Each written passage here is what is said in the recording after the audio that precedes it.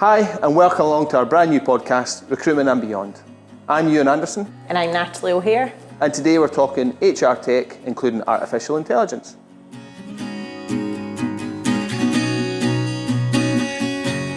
So are people actually using artificial intelligence in their HR technology today? Great question, Ewan. What, from one end of the spectrum to the other, people are absolutely embracing this or still very fearful. It's set to disrupt HR in a good way, obviously. There are many drawbacks, but there's also, we're forgetting or not forgetting human resources. The human element does scare people, but I would say there are certainly intentions out there if people aren't using it, but maybe they need to know a wee bit more about it and what it can bring to the business before they start using it. So do you think that, are people scared to use it? Is there that fear factor, I suppose, is there? Absolutely. You read a lot of things, you hear a lot of things about maybe where it could go wrong, or people are still very kind of cyber security conscious for potential issues that they might have with their data, etc.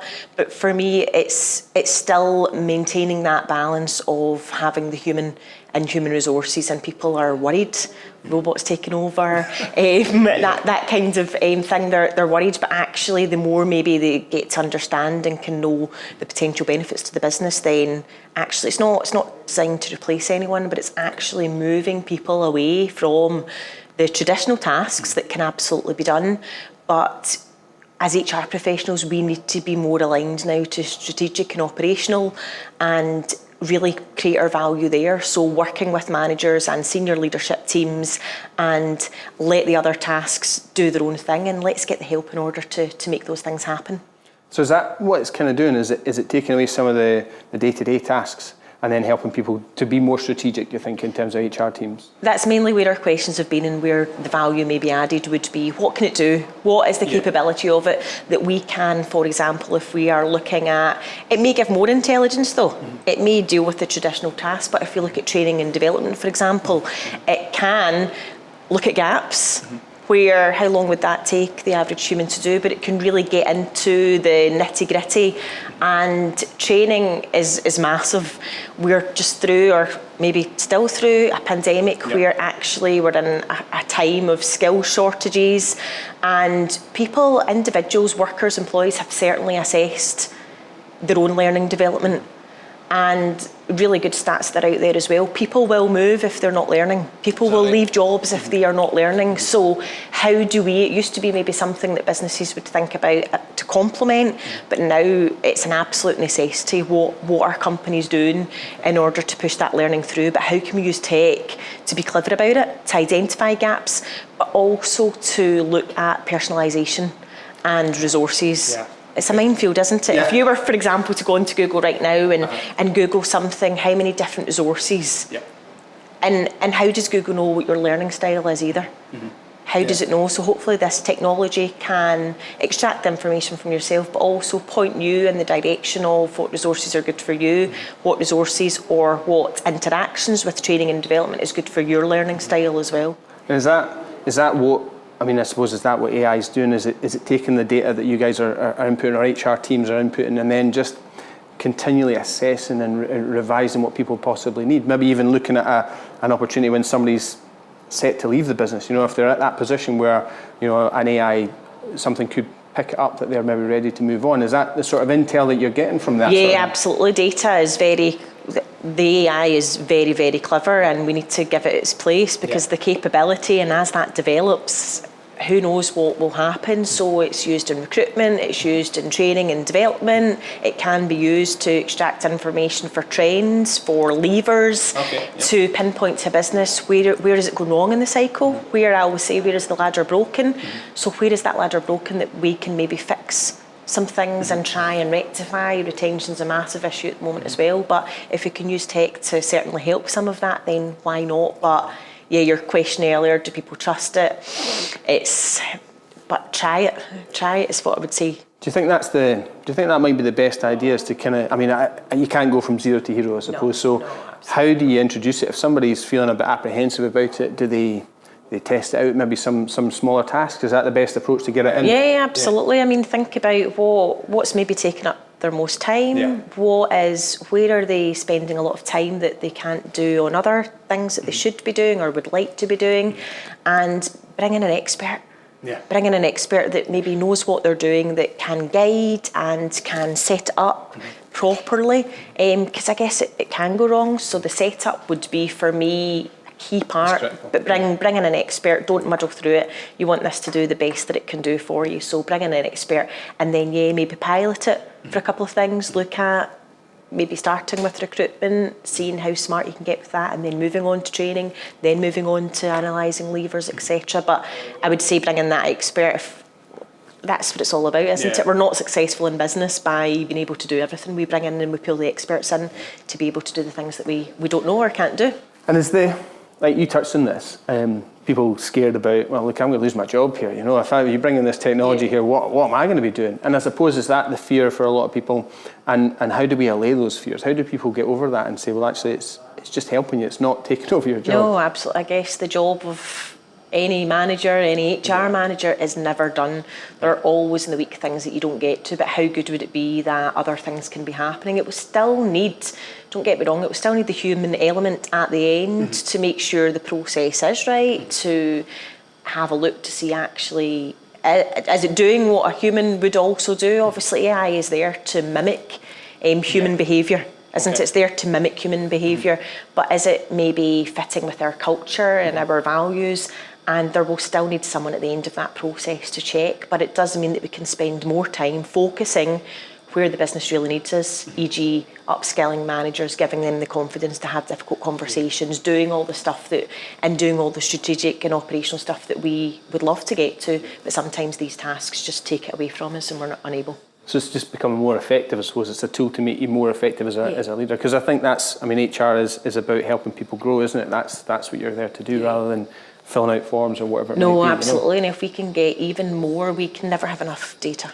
Yeah. And we can never, we have many streams of data, but we can never have enough data. So if we have really good data that can complement what we're doing to map, the job's never done. Like, let's use it in our benefit and let's plough through and let's get to the next step by using really clever data along the way as well. So I suppose for those guys that are listening, what are some examples of that then? Something like a chatbot, for instance. Is that of benefit to the company? Is that where that sort of AI comes in and helps answer those questions you maybe get, the constant phone calls about? Absolutely. Now, this is where obviously human resources, human is massive. But when we think about even, you've got maybe a query with your mobile phone bill, you've got a query, what do you expect? Now you jump on and you chat, and you might be doing other things at that particular time, and maybe that will be good for some people. If we look at certain parts of the workforce, the Gen Z, the millennials, they won't even blink twice about that. They are used to, they are surrounded, they have been brought up almost on the internet, they have their phone in their right hand at all times.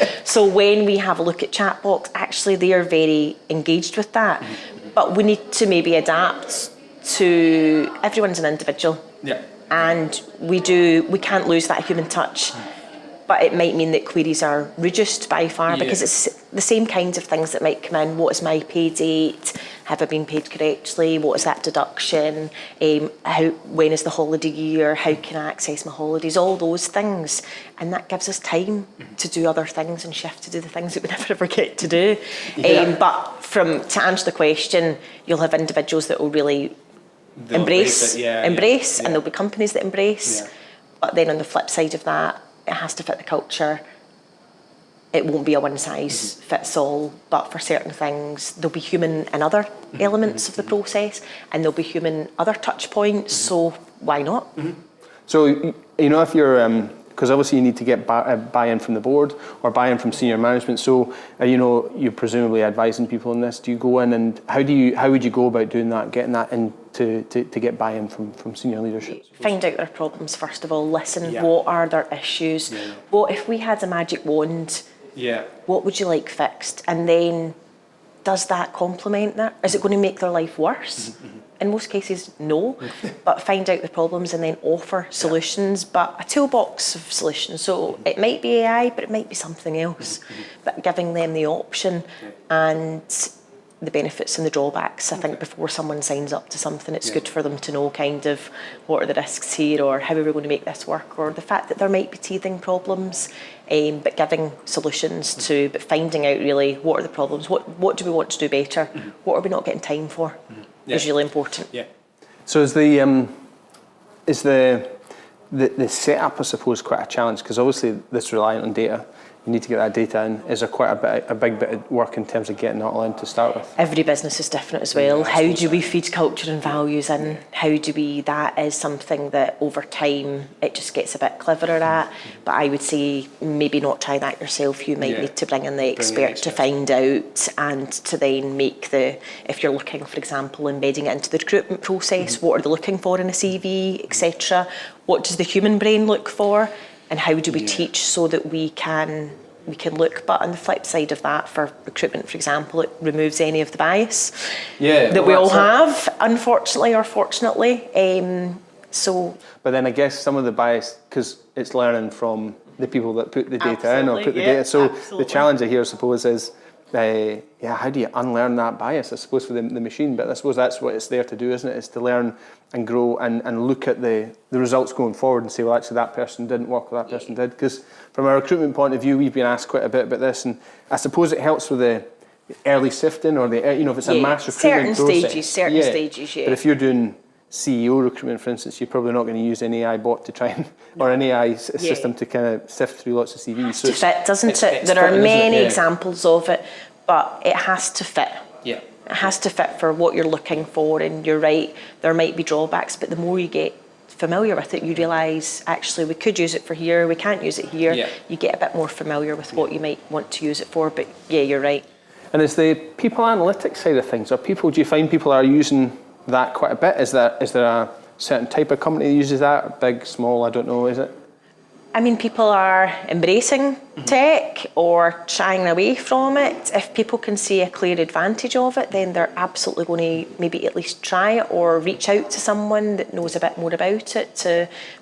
But if it's going to give you better stands to make better business decisions, then why not, isn't it? Why not use the technology to good advantage, whether it's in any part of the business, but certainly for people analytics, if it can give you some really good data to make really good business decisions, then I would encourage, not on isolation, but using it alongside other tools.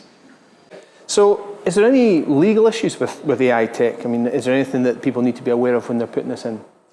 Data breaches, obviously people are a bit fearful of data breaches. From a tribunal perspective, computer says no. I'm not too sure in terms of what their thoughts would be. It wouldn't just be good enough for computer says no. So having that person at the end that is still overseeing the process from start to finish, I guess Mr. Judge, computer says no would not be, for example, if you were rejecting an applicant through the recruitment process, what else was in place, other safety nets and safeguards in order to stand up to say computer did say no, and X, Y and Z as well. So I guess the setup would be particularly important there, but from a tribunal's perspective, not sure their thoughts.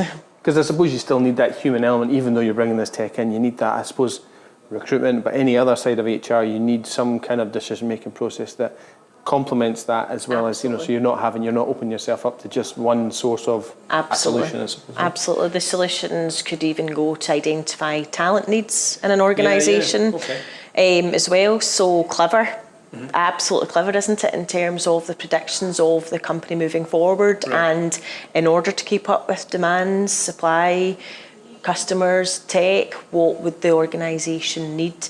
And that tech can identify what skills are currently there, but also future job opportunities. I think what's the ridiculous stat, which is fascinating, is that 80% of jobs in 2030 currently do not exist at the moment. Don't exist. Like, that's baffling, isn't it? Like, those jobs do not exist, and we think 2030 not even that far away. It's not, right? But again, what part will be really interesting to see? What part will the tech play in this trend as well? Be interesting to see where it's getting its data for that sort of thing. How does it predict what we're going to need in 10 years' time or whatever it is?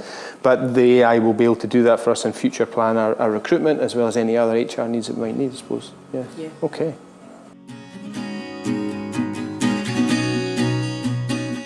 So, Natalie, we've talked quite a lot there, actually. We've covered a lot of areas there. So, do you want to give us maybe 3 top tips or 3 key areas that people can take away from today? Top one would be do your research, speak to the experts and see if it will add value.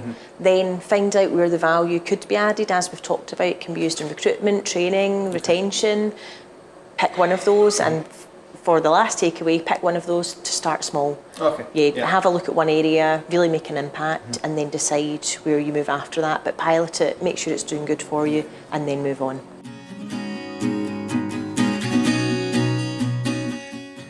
Great, well that was good. Thanks very much. That was a good discussion on HR tech.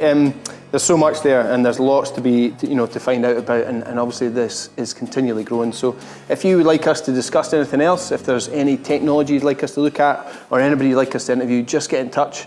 Follow, subscribe, engage with the podcast. Leave us a review if you're listening to it as a podcast. That'd be great. And we'll see you next time.